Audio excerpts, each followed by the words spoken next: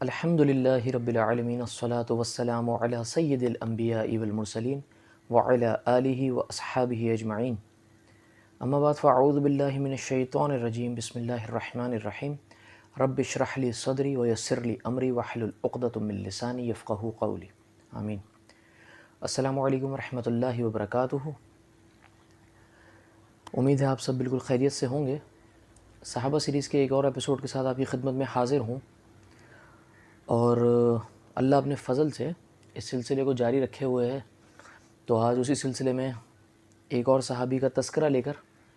میں حاضر ہوا ہوں، اور جو صحابی ہیں ان کا نام حضرت عبداللہ ابن مسعود رضی اللہ تعالیٰ عنہ ہے۔ اور آپ میں سے کافی لوگ ایسے ہوں گے جن کو ان کے بارے میں پتہ ہوگا، کچھ نے صرف نام سنا ہوگا، کچھ کو مجھ سے بھی زیادہ پتہ ہوگا، لیکن عموماً جو آج کل ماحول چل رہا ہے اس اعتبار سے ان چیزوں کی طرف کوئی انٹرسٹ لیتا نہیں ہے، کیونکہ معاذ اللہ نعوذ باللہ من ذالک ہم تو بور ہو جاتے ہیں، مگر لینا چاہیے انٹرسٹ۔ تو عبداللہ ابن مسعود رضی اللہ تعالیٰ عنہ جو ہیں اللہ کے رسول صلی اللہ علیہ وسلم کے جلیل القدر ترین صحابی اور بے انتہا زہد والے صحابی ہیں۔ عبداللہ ابن مسعود رضی اللہ تعالیٰ عنہ جو ہیں یہ تو اس کیٹیگری میں فال کرتے تھے جو غلاموں کی کیٹیگری ہے۔ ان کے والدین بھی اسی طرح غریب لوگ، یہ بہت زیادہ مطلب جسے ہم غریب کہتے ہیں اس طرح کی زندگی انہوں نے گزاری ہے۔ اور عبداللہ ابن مسعود رضی اللہ تعالیٰ عنہ بھی ان لوگوں میں سے ہیں جو حضرت ابوبکر صدیق رضی اللہ تعالیٰ عنہ کی تبلیغ پر ایمان لے کر آئے۔ اس سے ہمیں یہ ایک بات پتہ چلتی ہے کہ حضرت ابوبکر صدیق رضی اللہ تعالیٰ عنہ نے دعوت کا کام کس قدر کیا ہے اور کتنی محنت کری ہے اس چیز کے لیے۔ عبداللہ ابن مسعود رضی اللہ تعالیٰ عنہ جو ہیں یہ شروع کے مسلمانوں میں سے ہیں، اسلام کے لیے بے انتہا قربانیاں دینے والوں میں سے ہیں، اور غریب ترین درویش ترین صحابی، درویش ترین انسان، یہ اصحاب صفہ میں سے ہیں۔ روضہ رسول کے سیدھے ہاتھ پر، جب آپ روضہ رسول کو فیس کریں گے تو سیدھے ہاتھ پر ریاض الجنت ہے، وہ جنت کا ٹکڑا ہے، وہ رسول اللہ صلی اللہ علیہ وسلم کے دور کی جو مسجد نبوی کا جو حصہ مسجد نبوی کے اندر اب موجود ہے، اس میں جو صفوں کا کارپیٹ ہے وہ بھی اس کا کلر چینج ہے، وہ گرین سا ہے، باقی مسجد میں چینج ہے، تو وہ نشاندہی ہے کہ وہ جنت کا ٹکڑا ہے، ریاض الجنہ ہے۔ تو اور روضہ رسول کے جس طرح آپ کھڑے ہو کے فیس کریں گے نا، اس کے بالکل آپ کے بیک پر وہیں پر اصحاب صفہ ہے، وہ ایک چبوترا نما سمجھ لیں جس پر رسول اللہ صلی اللہ علیہ وسلم صحابہ کو بیٹھ کر تعلیم کرتے تھے، تلقین کرتے تھے، کچھ صحابہ وہاں ہوتے تھے۔ تو ان میں سے ایک عبداللہ ابن مسعود بھی ہیں، یہ ان صحابہ میں سے ہیں کہ جو رسول اللہ صلی اللہ علیہ وسلم کے لیے وقف تھے، مطلب مسجد میں ہی رہنا، رسول اللہ کے لیے ساتھ رہنا۔ رسول اللہ نے ان کو اجازت فرمائی تھی کہ تم میرے گھر میں داخل ہو سکتے ہو، مطلب اس طرح ہی جیسے کوئی بھی اپنے گھر میں جیسے داخل ہو جاتا ہے اس طرح۔ اور عبداللہ ابن مسعود رضی اللہ تعالیٰ عنہ جو ہیں یہ ان 4 لوگوں میں سے ہیں کہ جن کے بارے میں نبی کریم صلی اللہ علیہ وسلم نے فرمایا کہ قرآن سیکھنا ہے تو ان سے سیکھو۔ ان میں ایک عبداللہ ابن مسعود بھی ہیں، حضرت سالم بھی، حضرت حذیفہ کے غلام جو تھے پہلے، بعد میں انہوں نے ان کو اپنا بھائی بنایا تھا۔ پہلے تو بیٹا بنا لیا تھا حضرت حذیفہ نے ان کو، پھر جب قرآن میں آیت آ گئی کہ ان کے اصل باپوں کے نام سے ان کو پکارو، یہ دین میں تمہارے بھائی ہیں، تو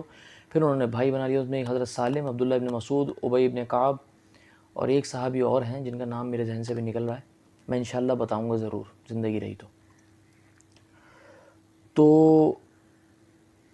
میرے خیال سے چوتھے صحابی معاذ بن جبل رضی اللہ تعالیٰ عنہ، اللہ کا میشی معاف فرمائے، تو اس میں بھی ہیں۔ دوسرا یہ کہ قرآن کے اوپر اتنا بہت زیادہ گرپ تھی عبداللہ ابن مسعود رضی اللہ تعالیٰ عنہ کی، بہت زیادہ۔ میں آپ کو ایک چھوٹا سا واقعہ بتاؤں۔ عبداللہ ابن مسعود رضی اللہ تعالیٰ عنہ جو ہے نا، یہ ایک مرتبہ مکے میں گزر رہے، اسلام لا چکے تھے، ایمان لا چکے تھے، اسلام میں داخل ہو چکے تھے، سامنے سے ابو جہل آیا۔ تو ابو جہل جو ہے یہ تو چڑھتا تھا کہ ایک تو یہ غلام ہم سے نیچ سمجھتا تھا اپنے آپ سے، کیونکہ اس کے جو نظام، جو مکہ میں قبائلی سسٹم تھا، اس میں تو جو کفار تھے ان کے لیے تو غلام جوتیوں کے برابر تھے، جو بلکہ جوتی سے بھی گئے گزرے سمجھتے تھے وہ۔ تو وہ دیکھتا تھا کہ ایک تو یہ غلام، دوسرا یہ اسلام قبول کر چکا، ایک تو بے دین سمجھتا تھا وہ کہ بے دین ہو گیا، اوپر سے غلام، اور پھر وہ غلام ہونے کے بعد جب اس نے اسلام قبول کر لیا تو اس کو ایک مرتبہ مل رہا ہے کہ وہ ہر شخص اس کو اسلام میں برابر سمجھ رہا ہے. مطلب جو نبی کریم صلی اللہ علیہ وسلم ہیں تو ابو بکر ہیں ان کے بعد. اب ابو بکر جو ہیں وہ ایک تاجر، ریشم کا کاروبار، اور عبداللہ ابن مسعود کو ابو بکر گلے لگا رہا ہے، اپنے برابر سمجھ رہا ہے رضی اللہ تعالیٰ عنہم اجمعین. تو ابو جہل تو بہت چڑھتا تھا اس چیز پر کہ ان غلاموں کو بھی مرتبہ مل رہا ہے. تو وہ تپن میں اور جلن میں نا عبداللہ ابن مسعود رضی اللہ تعالیٰ عنہ ایک جگہ سے گزر رہے اور سامنے سے ابو جہل آیا تو اس نے مارا حضرت عبداللہ ابن مسعود رضی اللہ عنہ. ابن مسعود رضی اللہ تعالیٰ عنہ گر گئے زمین پر. یہ مار کر آگے چلا گیا، ہنستا ہوا، لوگ ہنس رہے. تو وہاں سے حضرت عمر بن خطاب رضی اللہ تعالیٰ عنہ گزرے. اس وقت حضرت عمر نے اسلام قبول نہیں کیا ہے، لیکن حضرت عمر نے اپنا ہاتھ بڑھایا، عبداللہ ابن مسعود رضی اللہ عنہ کو اٹھایا. آپ لوگوں کو پتہ ہوگا کہ اللہ کے رسول، حضرت عمر والے ایپیسوڈ میں نے بتایا تھا کہ اللہ کے رسول صلی اللہ علیہ وسلم نے دعا کری، اللہ عمر بن حکم اور عمر بن خطاب میں سے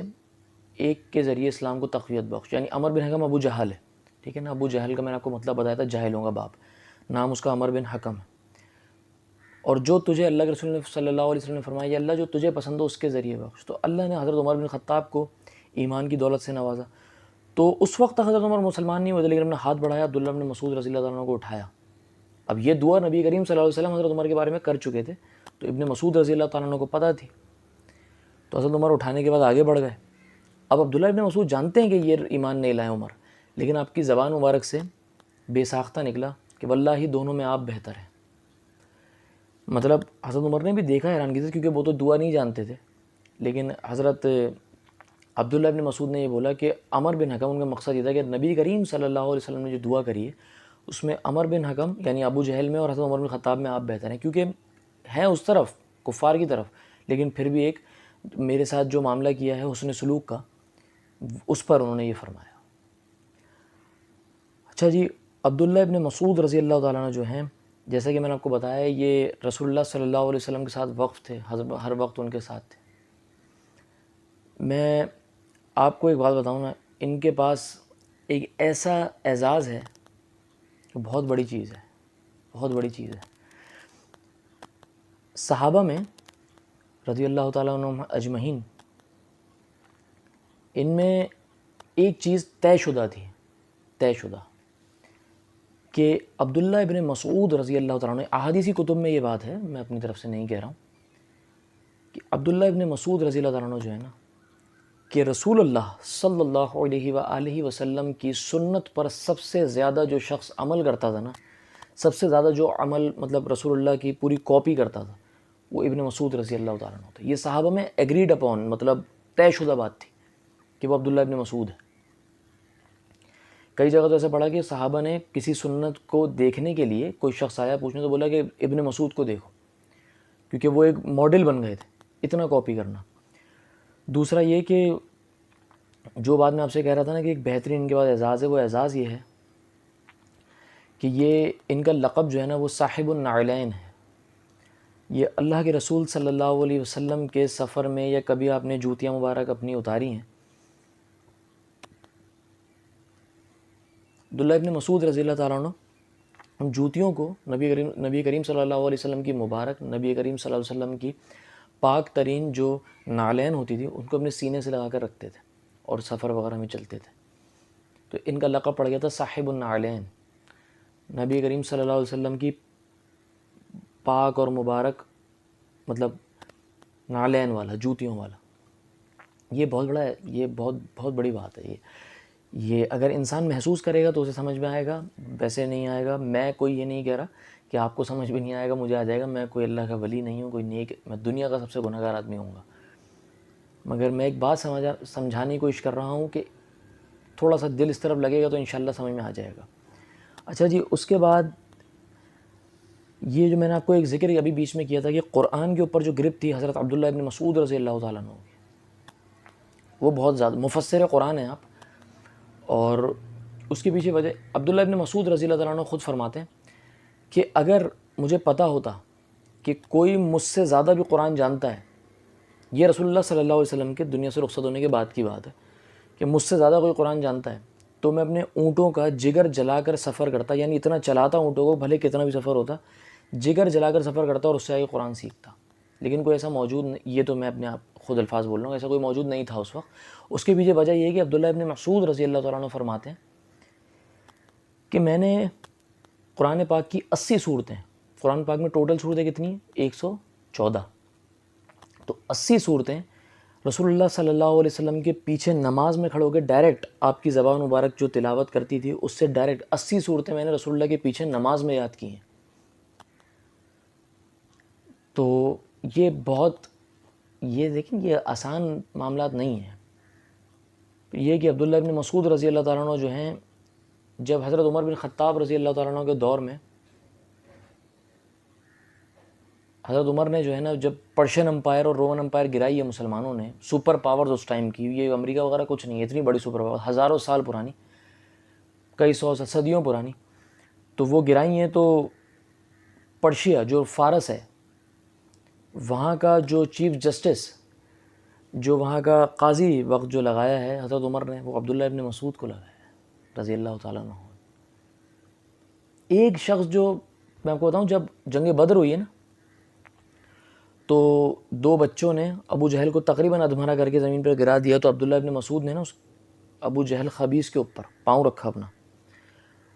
تو ابو جہل نے اس وقت بھی یہ بولا کہ تو نے بہت اونچی سواری پر پاؤں رکھ دیا ہے، اور میری گردن کو، صحیح بخاری میں ہے غالباً، اللہ کا میشی معاف فرمائے، میری گردن کو نیچے سے کاٹنا تاکہ وہ گردن میری اکڑی رہے۔ وہ تکبر اور غرور اس وقت گیا نہیں اس کا، تب بھی مرتے ہوئے بھی بدبخت کا۔ تو عبداللہ ابن مسعود نے جو ہے نا، وہ ابو جہل کو جہنم واصل کیا رضی اللہ تعالیٰ عنہ۔ تو اس بدبخت کو، ابو جہل کو جہنم واصل کیا۔ تو اب ایک ایسا صحابی کہ جس کو لوگ، ایک ایسا شخص جس کو چرواہا کہہ رہے ہیں لوگ، جو چرواہا بھی دوسروں کے جانور لے کر چراتے ہیں، اور بالکل ہی جسے کہتے ہیں نا غریب، جسے کہتے ہیں مال و دولت سے بالکل، مطلب اس کے پاس مال و دولت ہے ہی نہیں، مال و دولت سے آری، اس شخص کو چیف جسٹس لگایا گیا فارس کا، اور رومن امپائر کا جو ہے وہ حضرت ابو دردہ کو لگایا، اور حجاز جو مکہ مدینہ وغیرہ یہ تھا، یہاں کا چیف جسٹس حضرت عمر نے حضرت علی کو لگایا رضی اللہ تعالیٰ عنہم اجمعین۔ اور ابن مسعود رضی اللہ تعالیٰ عنہ جو ہیں، یہ آپ یہ سمجھ لیں، اچھا وہ روایت بھی میرے بیچ میں بھی ذہن میں آئی، میں آخر میں وہ آپ کو ضرور بتا دوں کہ حضرت عبداللہ ابن مسعود رضی اللہ تعالیٰ عنہ نے، ایک عورت آپ کی خدمت میں حاضر ہوئی اور آپ سے فرمایا کہ جو عورتیں، مطلب 3 کام، مفہوم ایسا ہے 3 کام کرتی ہیں کہ جو اس دور میں نا عورتیں خوبصورتی کے لیے اپنے دانتوں میں گیپ کرواتی تھیں، یہ کام کرتی ہیں، یا ٹیٹو بنواتی ہیں، ٹیٹو ہوتا ہے نا جو گدواتے ہیں، ٹیٹو بنواتی ہیں، یا اپنے بال اکھاڑتی ہیں چہرے کے۔ مطلب یہ نہیں کہ مونچھیں یا داڑھی والی جگہ پہ آ جائیں، جو ہارمونل پرابلم ہوتی ہیں عورتوں میں، وہ الگ چیز ہے، لیکن یہ آ جائیں تو یہ اکھاڑ سکتی ہیں۔ لیکن جیسے یہ آئی بروز وغیرہ، اس پر آپ لعنت کرتے ہیں ان عورتوں پر۔ حضرت عبداللہ بن مسعود سے فرمایا، تو حضرت عبداللہ بن مسعود نے فرمایا کہ میں کیوں نہ لعنت کروں، اللہ نے لعنت کری ہے قرآن میں۔ تو اس عورت نے بولا میں نے تو پورا، وہ آج کی عورت نہیں تھی نا سر، وہ آج کی دور کی عورت نہیں تھی، اس نے بولا میں نے تو پورا قرآن پڑھا ہے، ایسی تو کوئی آیت نہیں ہے قرآن میں۔ حضرت عبداللہ بن مسعود رضی اللہ تعالیٰ عنہ نے فرمایا کہ تو غور سے پڑھ، قرآن میں ہے، مفہوم ایسا ہے، بسم اللہ الرحمن الرحیم، کہ اللہ پاک فرماتے ہیں کہ جو تمہیں رسول اللہ دیں وہ لے لو، اور جس سے منع کر دیں اس سے رک جاؤ۔ تو اس آیت کے تحت رسول اللہ صلی اللہ علیہ وسلم کی حدیث ہے، اللہ کے رسول نے ان 3 کام کرنے والی عورتوں پر اللہ کے رسول نے لعنت فرمائی ہے۔ لعنت کا میں آپ کو مقصد سمجھا دوں، لعنت ایک بد دعا ہے کہ تم اللہ کی رحمت سے محروم رہو، تو رسول اللہ جس کو یہ دے دیں بد دعا، اس کا کیا معاملہ بنے گا پھر۔ تو اب آپ تمام خواتین جو ہیں وہ اپنا جو ہے نا وہ محاسبہ خود کر لیں۔ تو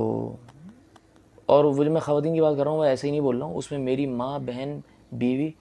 بیٹی سب شامل ہیں، ٹھیک ہے نا، کیونکہ رسول اللہ سے بڑھ کر کسی کی بات نہیں ہے، پھر بھلے وہ میری ماں ہو، میرا باپ ہو، بیوی، بچے کوئی بھی ہو، میں خود بھی ہوں صلی اللہ علیہ وآلہ وسلم۔ تو اس پر لعنت فرمائی ہے۔ اور دوسرا یہ کہ میں اپنے پاس سے آپ کو بتاؤں کہ قرآن میں اللہ نے اللہ کی تخلیق کو بگاڑنے والے کو اللہ پاک نے منع کیا تخلیق بگاڑنے میں قرآن میں، تو یہ اللہ کی تخلیق ہے، آئی بروز وغیرہ۔ ہاں کسی کو ساتھ ایسا مسئلہ ہے کہ کسی کے مثال کے طور پر ہونٹ کٹے ہوئے ہوتے ہیں بچوں کے، یا تالو جڑے ہوئے ایسے چپکے ہوئے ہوتے ہیں، یا کسی کے دانت جو ہیں وہ خراب ہیں، تو وہ تو ایک ڈیفیکٹ معاملہ ہے، وہ کروا سکتے ہیں۔ لیکن ایک چیز جو نیچرل ہے، جیسے آئی بروز جو ہیں وہ کسی کی مطلب شیپ اس کا نہیں ہے صحیح تو وہ اس پہ بال نہیں اڑوائے گی عورت. ہاں کسی کی بہت زیادہ مردوں کی مشابہت ہونے لگتی ہے تو وہ کروا سکتی ہے, لیکن وہ نہیں کروائے گی. پھر عورتیں جو ہے نا وہ حجت تمام کرتی ہیں, میرے شوہر کو یہ پسند نہیں ہے, وہ پسند نہیں ہے. تمہارے شوہر سے زیادہ امپورٹنٹ رسول اللہ, یہ بات طے ہے. اب آپ خود محاسبہ کر لیں صلی اللہ علیہ وآلہ وسلم. تو بہرحال آج کے لیے اتنا ہی, اور بس اللہ ہمیں جو ہے نا وہ ابن مسعود رضی اللہ تعالیٰ عنہ والا جو ہے وہ ہمیں تقوی سکھا دے, وہ ایمان سکھا دے. ایک بات اور ذہن میں آئی, وہ میں عرض کر دوں کہ ایک مرتبہ حضرت عبداللہ ابن مسعود رضی اللہ تعالیٰ عنہ ایک درخت پر چڑھے, اوپر کچھ کسی غرض سے چڑھے ہوں گے, تو صحابہ نے نیچے دیکھ کر نا ہنسنے لگے آپ کو. تو رسول اللہ صلی اللہ علیہ وسلم وہاں سے گزرے تو فرمایا تم اس کو دیکھ کر کیوں ہنستے ہو ابن مسعود کو؟ تو صحابہ نے کچھ عرض کری, یا رسول اللہ یہ صلی اللہ علیہ وسلم یا ابن مسعود کی جو ٹانگیں ہیں نا یہ بہت پتلی پتلی ہیں, تو ہمیں بڑی ہنسی آتی ہے اس کو دیکھ کر, جیسے دوستوں میں ہوتا ہے. تو اللہ کے رسول صلی اللہ علیہ وسلم نے فرمایا کہ اگر تمہیں پتہ چل جائے, تمہیں علم ہو جائے کہ ابن مسعود کے ایک ایک عمل کا وزن احد پہاڑ کے برابر ہے, احد پہاڑ کا 1 کلومیٹر بڑا ہے, تو تم اس پر ہنسنا چھوڑ دو گے. بس یہ آخری بات آپ سے اور کرنی تھی. مجھے دعا میں یاد رکھیے گا, امت کو دعا میں یاد رکھیے گا. آپ سے ملاقات ہوگی انشاءاللہ اگلے ایپیسوڈ میں, بشرط زندگی بشرط صحت. تب تک کے لیے مجھے اجازت دیجیے. السلام علیکم ورحمۃ اللہ وبرکاتہ.